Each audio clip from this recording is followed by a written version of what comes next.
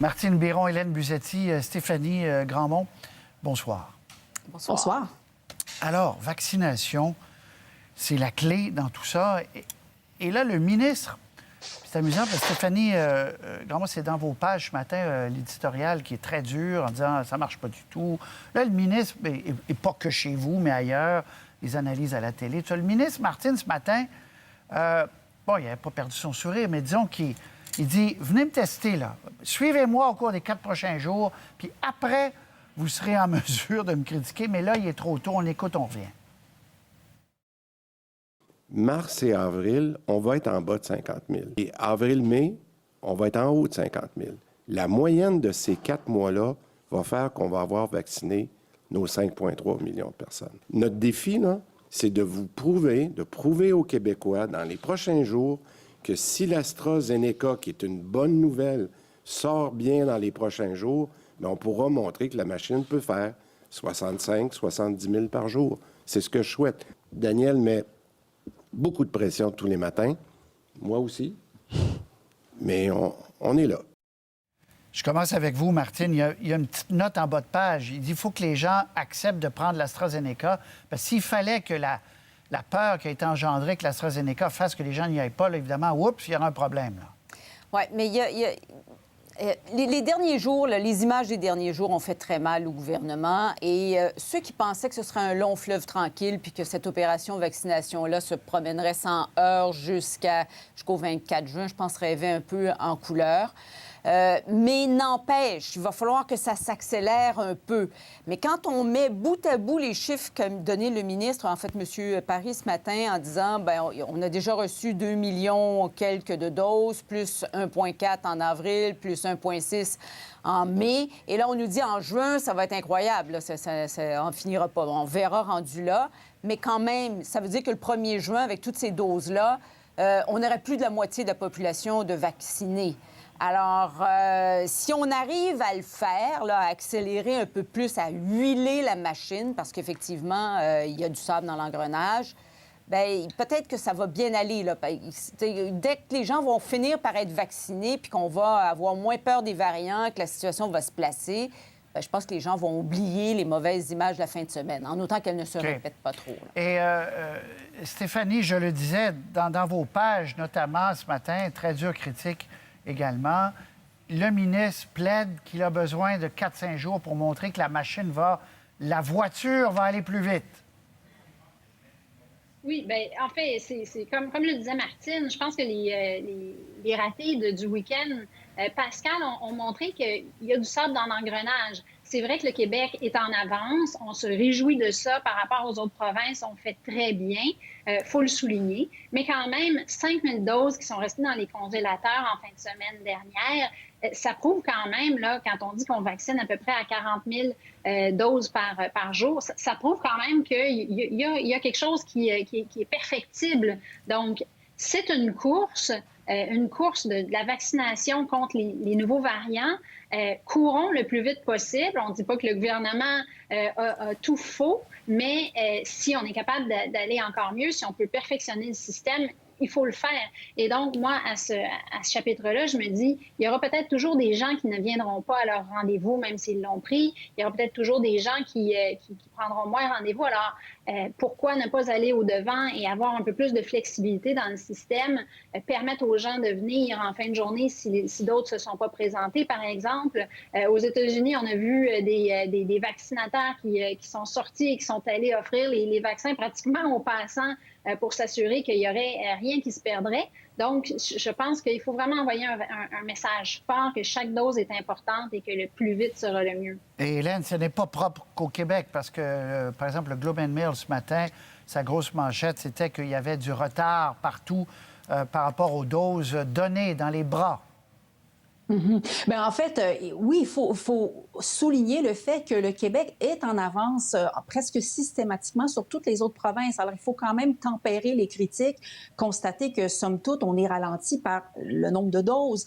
Même ces 5 000 doses du week-end, encore là, moi, je les remets un peu en perspective parce que compte tenu que c'était sur un week-end et qu'on en fait à peu près 50 000 par jour, donc 100 000 pour la fin de semaine, même 150 000 si on prend les 3 jours, Ça veut donc dire une perte, et je le mets en guillemets parce que ces vaccins-là n'ont pas été perdus, mais de quelque part comme 5 dans n'importe quelle organisation, de quelque nature que ce soit, il y a toujours des pertes ou des incapacités structurelles, comme le disait Stéphanie, des personnes qui ne vont pas à leur rendez-vous, qui changent d'avis parce qu'ils ont un imprévu, quel qu'il soit.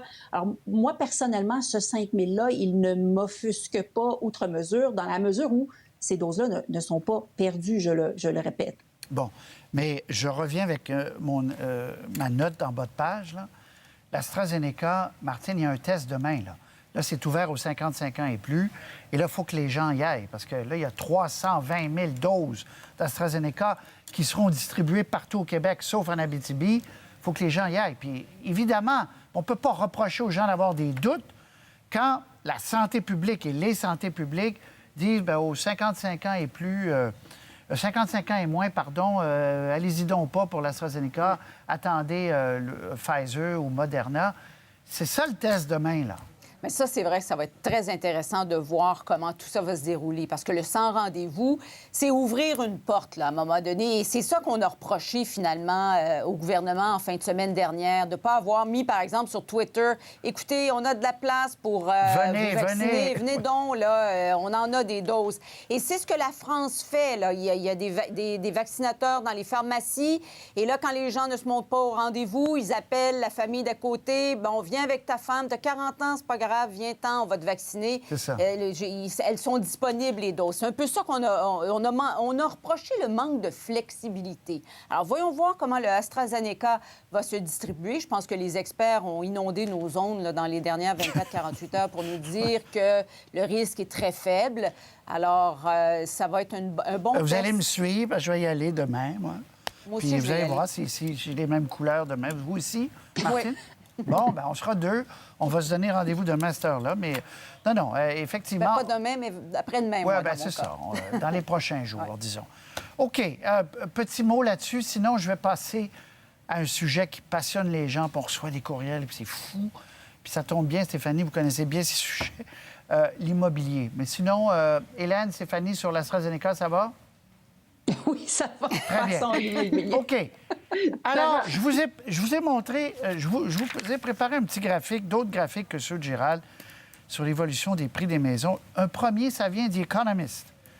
C'est tout chaud, puis on n'a pas ajouté le Canada. Nous, eux-mêmes placent le Canada comme étant le pays où le marché immobilier est le plus emballé. Alors, vous voyez, 150 bon, 250 là en haut, là, c'est l'année 2000, on l'a mis à 100. Alors là, on est rendu à 2,5 fois plus par rapport à 2000. Mais vous voyez, les autres pays, on bat tout le monde. Je vous donne des exemples très concrets pour l'ensemble du Québec. Prochain tableau, vous allez voir. Les prix montent. Unifamilial, 27 d'augmentation pour l'ensemble du Québec. Condo, 25 Là où ça a augmenté le plus, Saint-Jean-sur-Richelieu, c'est pas des blagues, 46 d'augmentation pour une unifamiliale. Et puis, on se rapproche de Montréal. Vous allez voir d'autres chiffres. Unifamilial, 33 d'augmentation à Montréal. C'est sur une année, ça. Et 32 pour la grande région unifamiliale. Alors, Stéphanie, je commence avec vous. Y a-t-il une fin à tout ça? Ça fait des années qu'on prédit que l'immobilier va revenir sur Terre et puis que ça ne se passe pas. Il y a eu une pause quand même à Montréal pendant plusieurs années, mais là, c'est vrai que depuis 2-3 ans, c'est très, très, très fort. Et avec la pandémie, contre toute attente, ça s'est emballé encore plus. Moi, je plains les jeunes qui veulent acheter leur première maison aujourd'hui parce que des pourcentages, c'est beau, mais en chiffres absolus, ce que ça donne, c'est pour acheter une maison à Montréal, ça prend 116 000 $ de plus que l'année dernière. Ça, c'est de l'argent. Si on avait décidé d'économiser pour se faire une petite mise de fonds, bien, on réalise que tout l'argent qu'on a pu économiser, bien, ça nous en prend encore plus. Alors là, les jeunes se disent, mais qu'est-ce que je fais? Est-ce que je lance la serviette ou est-ce que j'achète le plus vite possible pour éviter de me faire complètement dépassé. Alors, ça risque de faire en sorte que que la demande va s'emballer encore plus. On est comme dans une spirale. Et quand on voit le marché qui augmente de 32 en un an, souvent les gens se disent « Ah, l'immobilier, c'est du solide, c'est de la brique. » Je m'excuse, mais si ça monte de 32 en un an, ça peut redescendre aussi de 32 ça devient de la spéculation à un certain point. Donc, la bulle pourrait, dites-vous, éclater, là. Ça pourrait. C'est clair qu'il y a des raisons pour lesquelles les gens se précipitent là, vers l'immobilier, le télétravail, le fait que les gens ont besoin de plus d'espace avec la pandémie. On le voit aussi beaucoup dans les zones de villégiature où il y a eu des explosions incroyables, là, Sainte-Agathe, Tremblant, etc. Mais quand même, il faut bien réaliser là, que... Puis oui, les taux d'intérêt sont faibles. Alors, c'est sûr que tout ça a stimulé énormément le marché, a donné une capacité là, d'achat aux gens, mais je pense qu'il y a des limites à un certain point. Et Hélène, est-ce qu'il y a des limites à un point où, parce que le gouvernement fédéral avait resserré un peu les règles il y a 2 ans, je crois, ou l'an dernier, enfin bref, avait resserré les règles pour l'accès au crédit pour descendre un peu la température. Est-ce que dans le prochain budget, le 19 avril, on pourrait voir des mesures pour restreindre l'accès à la propriété? Je ne sais pas. Je suis pas dans le secret des dieux. C'est pas nécessairement quelque chose dont on a beaucoup parlé. Mais une chose dont vous parliez tout à l'heure, c'est cette idée là de peut-être imposer le gain en capital sur cette résidence principale. Et politiquement, à Ottawa, c'est quelque chose à laquelle on ne veut pas du tout toucher. Surtout en prévision de la campagne électorale. Rappelez-vous que la dernière fois, il y avait eu une campagne de désinformation de la part des conservateurs qui accusaient les libéraux d'avoir en arrière-plan là, ce projet obscur de taxer la vente de votre maison. Et tout ça sur la base de quoi? Le fait qu'on avait ajouté une ligne dans le rapport d'impôt où il fallait simplement mentionner si oui ou non on a vendu notre maison personnelle dans l'année. Pourquoi on a fait ça? C'est pour éviter pour lutter contre l'évitement fiscal, parce que certaines personnes habitaient dans une maison qu'ils revendaient à chaque année et dans le fond, c'était une business, ils se faisaient leur revenu comme ça. Ottawa n'a jamais eu l'intention de taxer le gain capital. Certaines personnes proposent maintenant cette solution.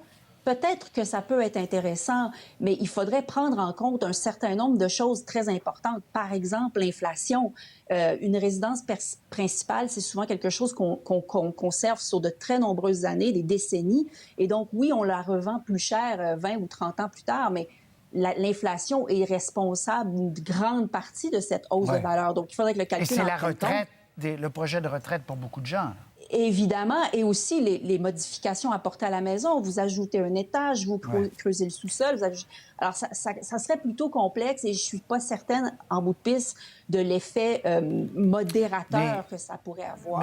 Oui, mais par exemple, pour aider les jeunes, autrefois, on pouvait prendre des hypothèques sur plus que 25 ans, sur 30... on a interdit ça, justement, pour éviter que les jeunes... Et les gens s'endettent, mais en même temps, Martine, si on ne peut pas en acheter une pour un jeune, c'est pas mieux, là. Oui, mais ici à Québec, c'est à peine s'il y a eu un débat. Hein.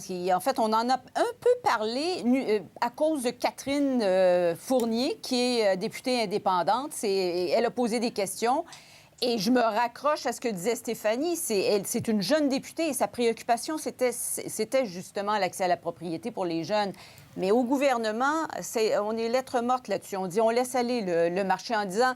Le ministre des Finances a dit, c'est parce qu'on a insufflé beaucoup de liquidités avec la COVID, ça a aidé à l'épargne, le marché est gonflé, mais le gouvernement n'a pas bougé, n'a pas mis de mesures pour aider les jeunes. Bon, on verra. Quand on pense qu'il y a 1 an et 2 mois, on prévoyait que les prix allaient baisser, en fait. Alors, c'est pour ça qu'il ne faut pas croire les prévisions toujours. Merci à vous 3. C'est très gentil d'avoir été là encore une fois. À bientôt. Au revoir. Au revoir. Merci. Pour voir nos émissions en entier, rendez-vous sur la chaîne ICI RDI.